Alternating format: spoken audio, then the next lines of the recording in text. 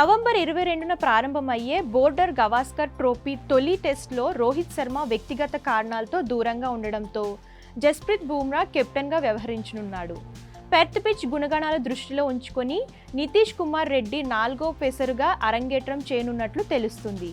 బుమ్రా నేతృత్వంలోని పేస్ దళం వేగం, బౌన్స్ను ఉపయోగించుకుని ఆసీస్ బ్యాటింగ్ను ఇబ్బందులకు గురి చేయాలని భారత్ జట్టు ఆశిస్తుంది. రోహిత్కి కొడుకు పుట్టడంతో తన కుటుంబంతో ఎక్కువ సమయం గడపడానికి బీసీసీఐ అనుమతితో మొదటి టెస్ట్కు దూరంగా ఉంటున్నారు. ఆడిలైడ్లో జరిగే రెండో పింక్ బాల్ టెస్ట్ కోసం రోహిత్ జట్టులో చేరతారని భావిస్తున్నారు.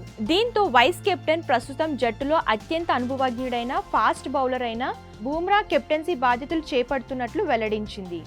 బుమ్రా నాయకత్వంలో జట్టు బౌలింగ్ విభాగం మరింత ఉత్సాహంతో ఆస్ట్రేలియా బ్యాటింగ్ను ఇబ్బందులకు గురి చేయగలదు. ఆల్రౌండర్ నితీష్ కుమార్ రెడ్డి మొదటి టెస్ట్లో తన అరంగేట్రం చేయనున్నట్లు తెలుస్తుంది. పెర్త్ పిచ్ అదనపు బౌన్స్ అవ్వనుండడంతో నితీష్ కుమార్ 4వ పేసరుగా జట్టులో ఉండాలని నిర్ణయం తీసుకున్నట్లు తెలుస్తుంది. నితీష్ రావడంతో బౌలింగ్ విభాగం మరింత బలంగా తయారైంది.